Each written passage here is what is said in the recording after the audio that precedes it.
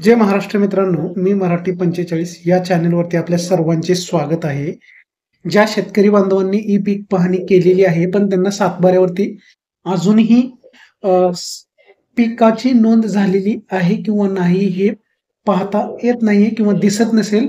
जे महाभूमीच्या वेबसाईटवरती सातबाऱ्यावरती आहे ना, सातबाऱ्यावरती पिकाची नोंद दिसत नसेल, तर त्यांच्यासाठी एक हा व्हिडिओ बनवण्यात आलेला आहे, की त्यांना 2 मिनिटात मोबाईलवरून फ्रीमध्ये सातबाऱ्यावरती नोंद झालेली आहे किंवा नाही 2025-26 या हंगामासाठी अगदी 2 मिनिटात मोबाईलवरून नोंद झाली की नाही हे पाहायचं आहे.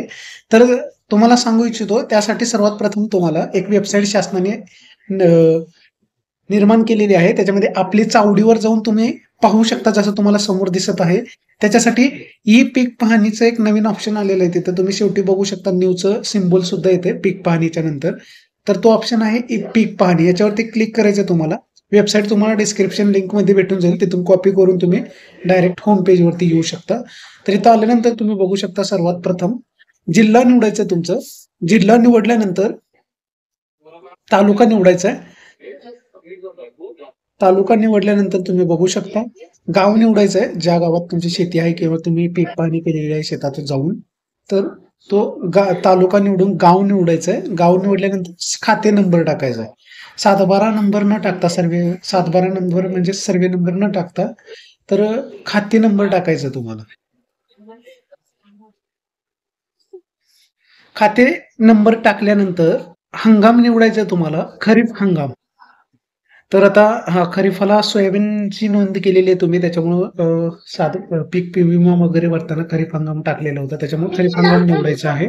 आणि त्यासोबतच 2025-26 हे वर्ष ऑटोमॅटिक इथं येणार आहे. तुम्हाला इथं निवडायची काही गरज नाही.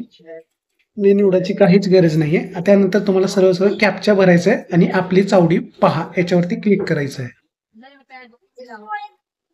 तर बघू शकता आपली चावडी पहावरती क्लिक केल्यानंतर आपलं गाव निवडायचं राहिलेलं होतं, त्याच्यामुळे गाव निवडून घ्यायचं आपल्याला.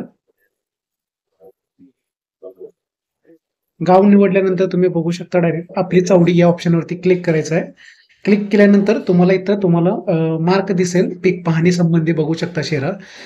खालील गावातील खाता क्रमांक जे लाल अक्षरामध्ये ते वाचून घ्या म्हणजे तुम्हाला समजेल नेमकं. खाता क्रमांक डायडॅश मधील गट नंबरसाठी भरलेली पीक 712 उपलब्ध करण्यात आली आहे. त्यासोबत तुम्ही बघू शकता म्हणजे तुमची सातबाऱ्यावरती नोंद झालेली आहे पीक पाहणी अंतर्गत, हे असं त्या टिपमध्ये तुम्हाला पाहायला मिळेल. त्यासोबतच तुम्ही खाली खाते नंबर कुठला आहे, गट नंबर कुठला निवडलेला होता ते, त्यासोबतच हंगाम तुम्हाला दिसणार आहे. पीक पाहणी भरतानाची तुम्ही जी माहिती भरली होती ऍप्लिकेशनद्वारे ते इथं तुम्हाला दिसणार आहे. पीक प्रकार कुठला होता, पिकांचे नाव कुठले होते, जलसिंचित क्षेत्र, जलसिंचित क्षेत्र, पड क्षेत्र, शेरा, हे सर्व तुम्हाला इथं माहिती दिसेल तुम्ही भरलेली. आणि जर तुम्हाला इथं रेकॉर्ड आलेला असेल पीक पाहणीचा, तर तुमची नोंद झालेली आहे असं समजायचं. जर तुमचं ई पीक पाहणी सक्सेसफुली नाही झाली, तुम्ही केलेली नसेल, तर इथं तुमचं